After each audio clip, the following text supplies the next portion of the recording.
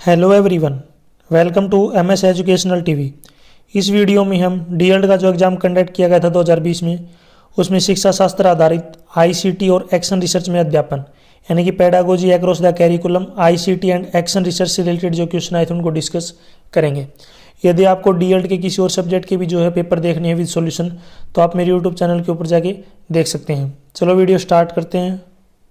सबसे ऊपर यहाँ पे आप देख सकते हैं DElEd first year exam October 2020, admission year 2017-18-19, subject pedagogy across the curriculum ICT and action research यानी कि शिक्षा शास्त्र आधारित आईसीटी और एक्शन रिसर्च में अध्यापन, कोर्स कोड 103।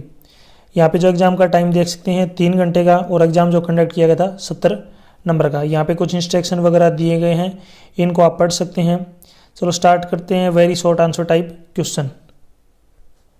सबसे ऊपर यहाँ पे आप देख सकते हैं इंग्लिश लैंग्वेज में जो क्वेश्चन दिया हुआ है, और इसके नीचे यहाँ पे आप देख सकते हैं हिंदी लैंग्वेज में, तो आपको दिक्कत नहीं आएगी, आप जो है दोनों लैंग्वेज में क्वेश्चनों को पढ़ सकते हैं। फर्स्ट है सहकारी अधिगम क्या है, इसके क्या लाभ हैं। तो सहकारी अधिगम कक्षा की क्रियाओं के संचालन या संगठन का एक उपागम है। ये क्रियाएं शैक्षणिक और सामाजिक अधिगम अनुभव के रूप में हो सकती हैं। विद्यार्थियों को 2 समूह में संयुक्त रूप से कार्य करना चाहिए। इसमें हर समूह की सफलता के साथ हर व्यक्ति की सफलता होती है। सहकारी अधिगम के कुछ निश्चित लाभ भी होते हैं। यह केवल विशिष्ट आवश्यकता वाले बालकों को ही लाभ नहीं पहुंचाता, बल्कि अन्य बालकों को भी लाभ पहुंचाता है। यह अधिगम के प्रति व्यक्तिगत जवाबदेही को प्रोत्साहित करता है। वह विशिष्ट आवश्यकता वाले बालकों की मदद के लिए सुविधाजनक है। नेक्स्ट क्वेश्चन है what is lesson planning, what is its importance, यानी कि पाठ्य योजना क्या है और इसका महत्व बताएं। तो शिक्षण प्रक्रिया को सुचारू रूप से चलाने के लिए पाठ्य योजना बहुत ही जरूरी होती है। पाठ्य योजना के बाद अध्यापक को कक्षा में किसी प्रकार की कठिनाई नहीं आती, और वह शिक्षण अधिगम कार्य को भली भांति अपनी मंजिल तक पहुंचा सकता है। पाठ्य योजना से विद्यार्थी क्रियाशील रहते हैं और उनमें आत्मविश्वास का विकास होता है। पाठ्य योजना से समय की बचत होती है। पाठ्य योजना से अध्यापक विद्यार्थियों का मूल्यांकन भी कर सकता है। इससे पाठ्यक्रम को समय पर आसानी से पूरा किया जा सकता है। नेक्स्ट क्वेश्चन है why special education is needed, विशिष्ट शिक्षा का क्या महत्व है। तो विशिष्ट बालकों को शिक्षित करके उन्हें देश के विकास प्रगति पथ पर अग्रसर किया जा सकता है। विशिष्ट बालकों को शिक्षित करके देश के विकास के साथ जोड़ा जा सकता है। प्रजातंत्र की सफलता के लिए भी विशिष्ट शिक्षा की आवश्यकता है। विशिष्ट बालकों को उचित मार्गदर्शन तथा उनके गुणों व रुचियों के अनुसार शिक्षा देते हैं तो उनके आत्मविश्वास में बढ़ोतरी होती है। इस प्रकार वे भी सामान्य बालकों की तरह देश व समाज की प्रगति में सहयोग दे सकते हैं। नेक्स्ट क्वेश्चन है what things should be kept in mind while selecting and organizing subject matters. पाठ्य वस्तु चयन तथा संगठन हेतु किन किन बातों का ध्यान रखा जाए। तो सबसे फर्स्ट है क्या सामग्री विद्यार्थियों के बौद्धिक विकास के अनुकूल है या नहीं, ये भी चेक करना है। दूसरा है क्या पाठ में जरूरी प्रयोग एवं चित्र दिए गए हैं। थर्ड है क्या स्थानीय जरूरतों से संबंधित क्षेत्र को सम्मिलित किया गया है। नेक्स्ट है जब बच्चे की पूर्व जानकारी के जो आपका जो पाठ्य वस्तु है ये बच्चे की जो पूर्व जानकारी के अनुकूल है या नहीं। फिफ्थ पॉइंट है क्या पाठ की सामग्री की व्याख्या क्रमानुसार है या नहीं। तो इन सभी बातों को जो ध्यान में रखा जाता है। नेक्स्ट है व्हाट इज रिकैपिटुलेशन, यानी कि पुनरावृत्ति क्या है। फिर से घूमना या घूम कर आना, यानी कि किए हुए काम या बात की फिर से होने वाली आवृत्ति। किसी काम या बात को दोहराया जाना, किसी प्रक्रिया को बार बार दोहराना पुनरावृत्ति कहलाता है। यह कार्य किसी लक्ष्य या परिणाम की प्राप्ति के लिए हो सकता है। पुनरावृत्ति का प्रयोग विभिन्न क्षेत्रों में होता है। नेक्स्ट है what is relationship between measurement and evaluation, मापन और मूल्यांकन में क्या संबंध है। मापन वास्तव में स्थिति निर्धारण है, जबकि मूल्यांकन उस स्थिति का मूल्यांकन है। छात्रों की शैक्षिक उपलब्धि को अंकों में व्यक्त करना मापन का उदाहरण है, जबकि छात्रों के प्राप्त अंकों के आधार पर उनकी उपलब्धि स्तर के संबंध में संतोषजनक अथवा असंतोषजनक स्थिति का निर्धारण करना मूल्यांकन का उदाहरण है। नेक्स्ट क्वेश्चन देखिए what are the demerits of action research, क्रियात्मक अनुसंधान के दोष क्या हैं। तो प्रायः क्रियात्मक शोध अध्यापकों, पर्यवेक्षकों एवं प्रशासकों द्वारा की जाती है, जिन्हें शोध तकनीकों में प्रवीणता हासिल नहीं होती, इसलिए इसमें वैज्ञानिक यथार्थ नहीं होता। कभी कभी शोध की तकनीकी ज्ञान के अभाव के कारण शोधक अपनी मूल समस्या से भटक जाते हैं तथा समस्या का समाधान नहीं ढूंढ पाते। क्रियात्मक शोध के परिणामों का जो है सामान्यीकरण नहीं किया जा सकता, अतः किसी विद्यालय की समस्या पर किए गए शोध के परिणामों को अन्य विद्यालयों के लिए उपयोग में नहीं लाया जा सकता।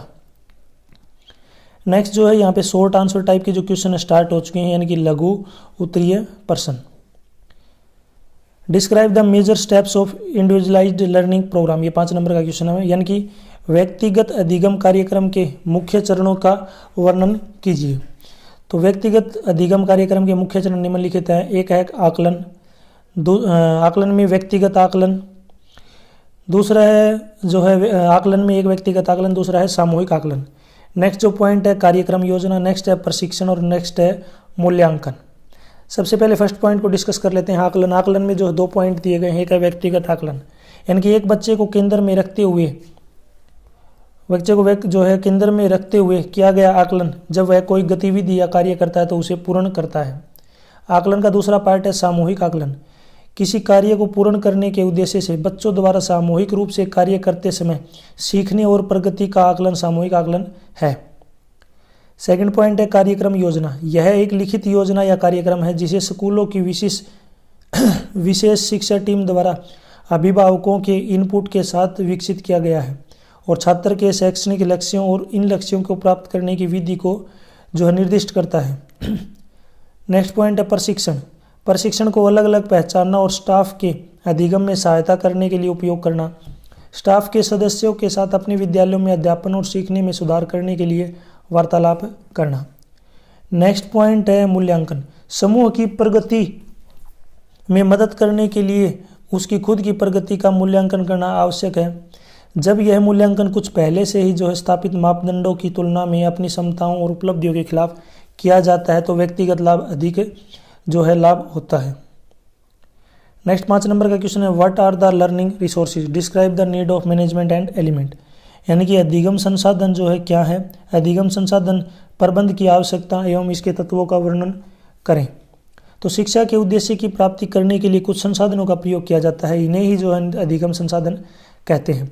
अधिगम पर जो है संसाधन प्रबंधन की आवश्यकता क्यों है, तो आज मनुष्य का शिक्षित होना बहुत जरूरी है, क्योंकि इसके बिना मनुष्य कोई भी कार्य अच्छे प्रकार से नहीं कर सकता। इसलिए आजकल स्कूल प्रबंधन पर काफ़ी जोर दिया जा रहा है। बेहतर जीवन जीने के लिए विद्यालयों का प्रबंध बहुत ही जरूरी है। उचित प्रबंध के द्वारा ही अच्छे परिणाम प्राप्त किए जा सकते हैं। तो अधिगम संसाधन प्रबंधन के तत्व, यहाँ पे जो है तत्वों का वर्णन करना है। तो तत्व देखिए, तो इसमें फर्स्ट जो तत्व है ये उद्देश्य, सेकंड तत्व है संसाधन, थर्ड है समन्वय, फोर्थ है निर्देशन और फिफ्थ है मूल्यांकन। तो इन तत्वों को आप डिस्क्राइब करते हैं यानी एक्सप्लेन करते हैं। सबसे पहला है उद्देश्य। शिक्षा के कई उद्देश्य हो सकते हैं, जैसे शारीरिक, मानसिक और सामाजिक। शिक्षा के उद्देश्य को प्राप्त करने के लिए प्रबंध की आवश्यकता है।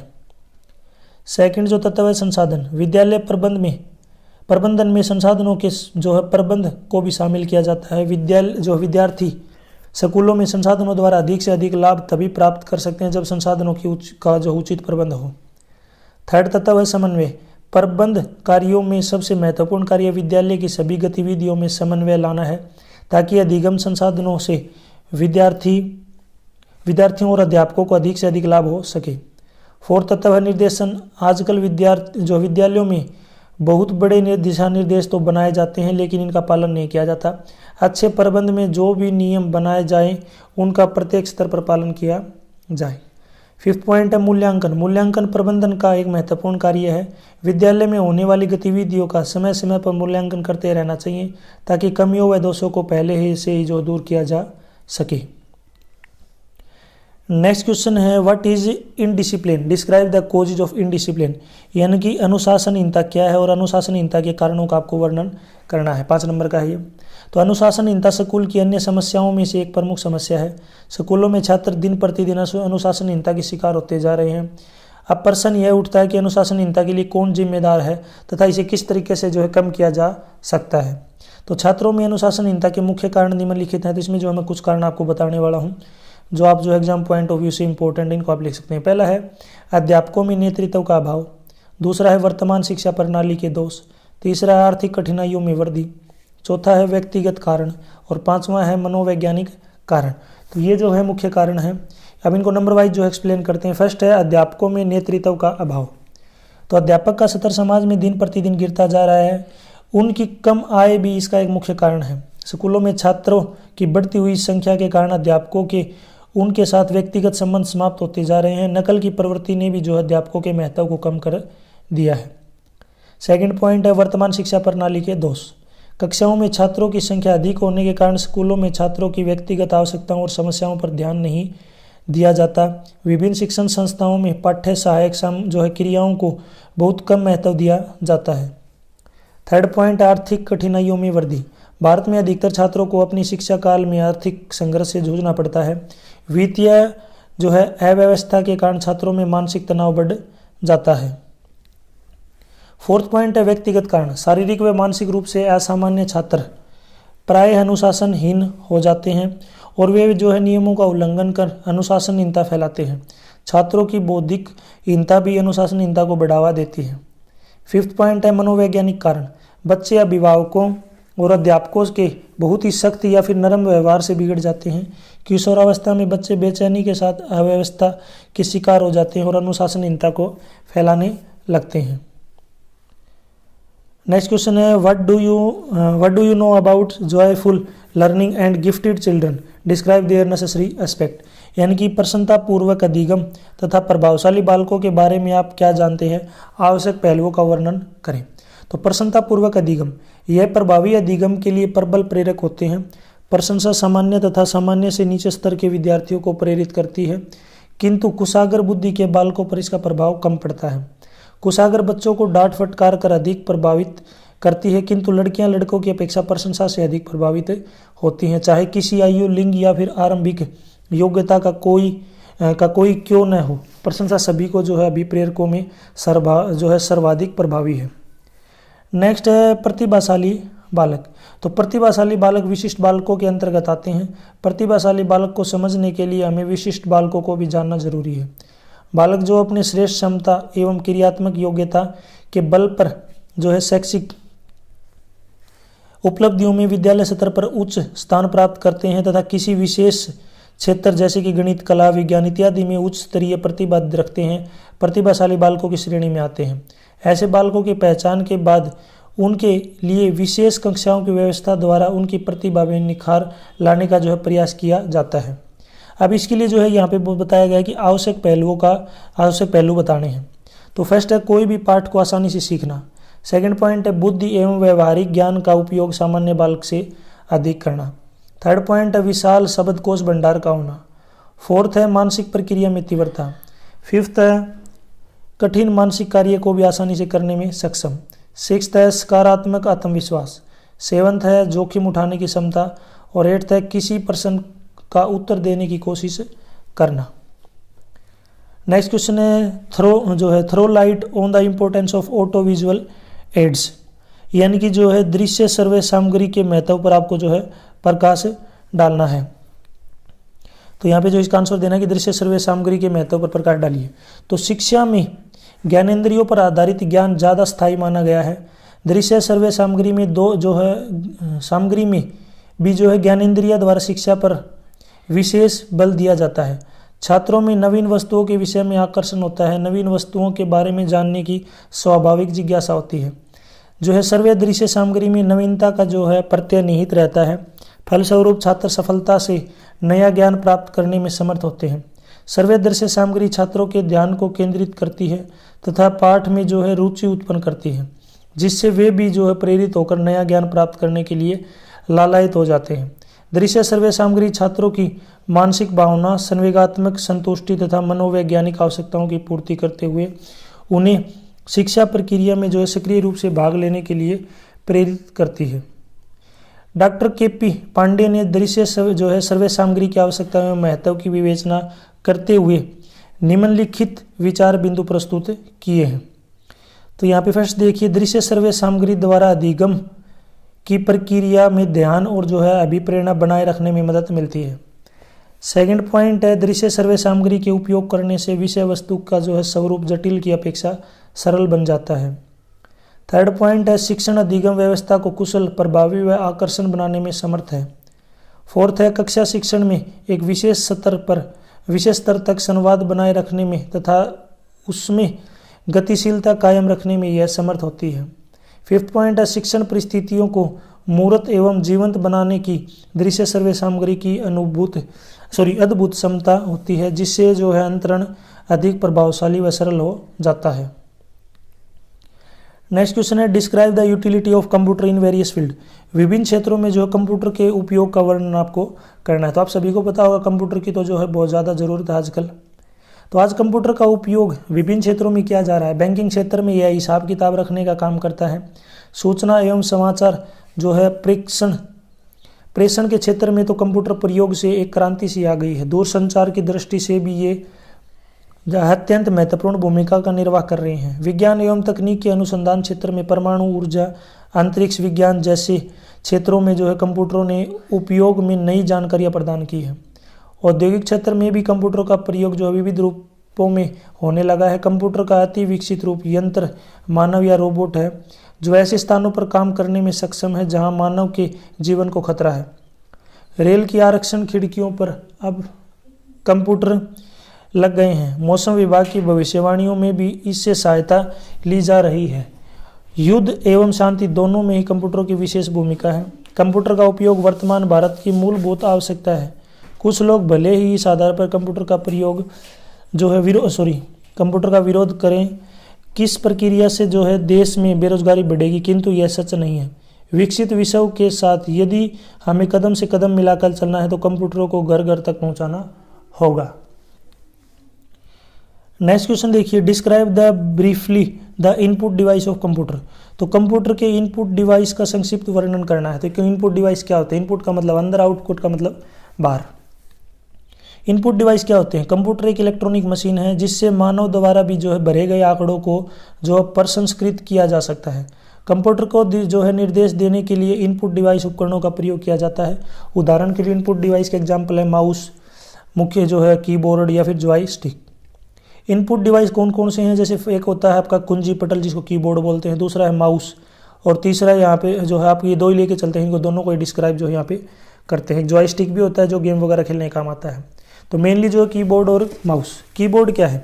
तो कीबोर्ड को कुंजी पटल बोलते हैं। जो है कीबोर्ड संख्याओं के साथ साथ अक्षर और संकेत कुंजियों से बना हुआ होता है। जो है कीबोर्ड एक इनपुट डिवाइस है और कंप्यूटर को जो है निर्देश देने के लिए इस्तेमाल किया जाता है। कीबोर्ड में सामान्य रूप से 101 से 104 जो है कीज होती हैं, जबकि मल्टीमीडिया में 104 से 114 तक बटन होते हैं। जो है कीबोर्ड यानी कि कुंजी पटल में जो है कीज सेट ऑन जो है कुंजी पटल की जो है कुंजियाँ keys set on keyboard.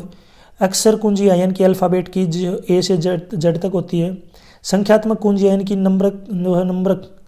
Numeric keys 0 से 9 तक। नेक्स्ट इनपुट डिवाइस है माउस। माउस क्या है? तो माउस कंप्यूटर के लिए एक इनपुट डिवाइस है। माउस का कंप्यूटर को जो है निर्देश देने के लिए प्रयोग किया जाता है। इसमें कम से कम 2 या अधिक से अधिक 3 बटन होते हैं। बाएं बटन को दबाने से जिस स्थान पर माउस कंप्यूटर को इंगित करता है उस कार्य विशेष को करने के लिए संकेत दिए जा सकते हैं। लेकिन अगर एक ही बटन को 2 बार क्लिक किया जाए तो वह आवेदन का कार्यक्रम जिस पर वह क्लिक जो है किया गया है वह सक्रिय हो जाता है। माउस से बाएं बटन से मेन्यू कार्यों की सूची खुल जाती है और दाएं बटन से जो है संदर्भ मेनू यानी कि कंटेंट मेनू खुल जाता है। Next describe the merits of action research while defining. तो क्रियात्मक अनुसंधान की जो है परिभाषित करते हुए इनके लाभों का वर्णन करें। तो क्रियात्मक अनुसंधान की परिभाषा यानी कि क्रियात्मक अनुसंधान शिक्षक, प्रधानाचार्य, प्रबंधक, प्रशासन, निर्देशक जो है निरीक्षक अथवा अन्य विद्यालय के कर्मचारियों द्वारा कक्षा या विद्यालय की समस्याओं को सुलझाने के लिए किया जाता है, जिसका लक्ष्य विद्यालय की प्रगति तथा विकास की जांच करना होता है। यह कक्षा तथा विद्यालयों में प्रतिदिन उठने वाली समस्याओं का एक समाधान है। यह शिक्षा के क्षेत्र में परिवर्तन लाने और या फिर तेजी से विकास करने में एक प्रयास है, जिससे समस्या का हल अपेक्षाकृत शीघ्र प्राप्त होता है। क्रियात्मक अनुसंधान के लाभों का वर्णन करना है। तो सबसे पहले लाभ देखिए कौन कौन से हैं क्रियात्मक अनुसंधान के लाभ। फर्स्ट है क्रियात्मक अनुसंधान अध्यापकों की अपने कार्य में जो है पूर्ण रुचि प्रदान करता है। स्वाभाविक है कि वे अपना कार्य सभा से अधिक संतोष के साथ करने योग्य बन जाते हैं, यानी कि अपना कार्य सभी से अधिक संतोष के साथ करने के योग्य बन जाते हैं। सेकंड पॉइंट है यह अनुसंधान में जो है विकेंद्रीकरण लाने में सहायक होता है। थर्ड है यह अध्यापकों में अनुसंधान के गुणों का जो है आविर्भाव करता है, तब शिक्षक के नाते उनकी कीर्ति बढ़ती है। फोर्थ है अध्यापक को गंभीर तथा व्यापक बनाता है, इसके परिणाम स्वरूप अध्यापक में अधिकाधिक आत्मविश्वास बढ़ता है। फिफ्थ है क्रियात्मक अनुसंधान द्वारा अध्यापक नया नया ज्ञान जो है प्राप्त करता है, तो वह तेजी से प्रगतिशील होने वाले ज्ञान के साथ जो कदम बढ़ाने में समर्थ हो जाता है। यह कथा की तात्कालिक समस्याओं को हल करने में शिक्षक की सहायता करता है। यह प्रशासक को विद्यालय के जो है प्रांगण में उपस्थित होने वाली जो है तात्कालिक समस्याओं को हल करने में सहायता करता है। नेक्स्ट जो पार्ट सी है, इसमें लॉन्ग आंसर टाइप के क्वेश्चन है, यानी कि दीर्घ आंसर टाइप क्वेश्चन, दीर्घ उत्तरीय क्वेश्चन। ये जो क्वेश्चन है 8-8 नंबर के हैं, तो इनको थोड़ा सा एक्सप्लेन करना जो है मुश्किल है, क्योंकि जो है बड़े बड़े इनको एक्सप्लेन करने में जो है टाइम लगेगा, तो इनको आपको बुक से याद करना पड़ेगा। क्वेश्चन मैं आपको बता देता हूँ। What is summative assessment, how is difficult from formative assessment, यानी कि संकलनात्मक आकलन क्या है, यह जो है निर्माणात्मक आकलन से किस प्रकार भिन्न है। तो इसमें आपको संकलनात्मक आकलन के बारे में बताना है और निर्माणात्मक जो है आकलन के बारे में बताना है, और दोनों किस तरीके से अलग हैं। अगर ये क्वेश्चन नहीं करना तो इसी के अथवा में यानी कि और में एक और क्वेश्चन दे रखा है, describe the strategies of formative assessment, यानी कि निर्माणात्मक आकलन की जो व्यूह रचनाओं का वर्णन आपको करना है। तो इसमें जो मैं आपको बता देता हूँ, निर्माणात्मक आकलन की व्यूह रचना निम्नलिखित है। एक है अधिगम प्रोफाइल तैयार करना, दूसरा संचित अभिलेख या पोर्टफोलियो, तीसरा त्रुटि विश्लेषण, चौथा है आकलन रूब्रिक। तो इनको जो आप एक्सप्लेन कर सकते हैं इनकी रचनाओं को। ये बड़े बड़े क्वेश्चन हैं, इनको एक्सप्लेन करने में टाइम बहुत लगेगा, तो आपको बुक से अच्छे तरीके से आपको याद हो जाएंगे। यदि आपको PDF वगैरह डाउनलोड करनी है तो यहाँ पे जो है लिंक वगैरह मिल जाएगा डिस्क्रिप्शन में वेबसाइट का, वहाँ से आप जो है इनकी PDF वगैरह जो है डाउनलोड कर सकते हैं, पेपर की, और नोट्स वगैरह भी डाउनलोड कर सकते हैं। नेक्स्ट है what is research, define educational research, clarify its importance. अनुसंधान किसे कहते हैं, शैक्षिक अनुसंधान को परिभाषित करें, इसका महत्व स्पष्ट करें। तो मैं अनुसंधान बता देता हूँ क्या होता है। तो अनुसंधान ज्ञान के विकास की एक महत्वपूर्ण प्रक्रिया है। केवल ज्ञान के विकास का ही नहीं, अपितु सामाजिक जीवन के विभिन्न क्षेत्रों में प्रगति का एक सशक्त माध्यम भी है। अनुसंधान विभिन्न प्रकार की समस्याओं के समाधान खोजने की एक सुनियोजित एवं वैज्ञानिक विधि है। इसके अंतर्गत संबंधित समस्या के विभिन्न पक्षों के विषय में अनेक प्रकार की सामग्री एकत्रित करके तथा उनका विधि पूर्वक विश्लेषण करके समस्या का समाधान करने का जो है प्रयास किया जाता है। जैसे बालक झूठ क्यों बोलता है, विद्यार्थी परीक्षाओं में असफल क्यों हो जाते हैं आदि।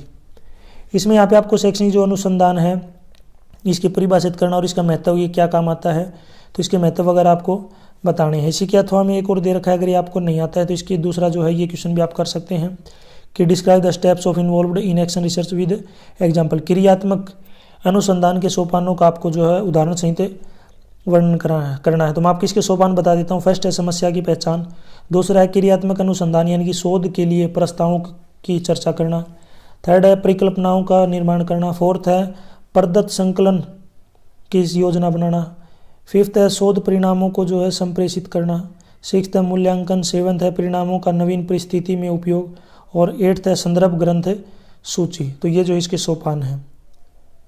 यहाँ तक जो अपनी वीडियो कंप्लीट हो चुकी है, वीडियो अच्छी लगी तो इसको लाइक करें, अपने दोस्तों के साथ जरूर शेयर करें। कोई डाउट है तो आप कमेंट सेक्शन में जरूर पूछें। मुझे फेसबुक, इंस्टाग्राम और टेलीग्राम पे फॉलो करने के लिए आपको इसी वीडियो के डिस्क्रिप्शन में लिंक मिल जाएगा, वहाँ से आप डायरेक्ट फॉलो कर सकते हैं।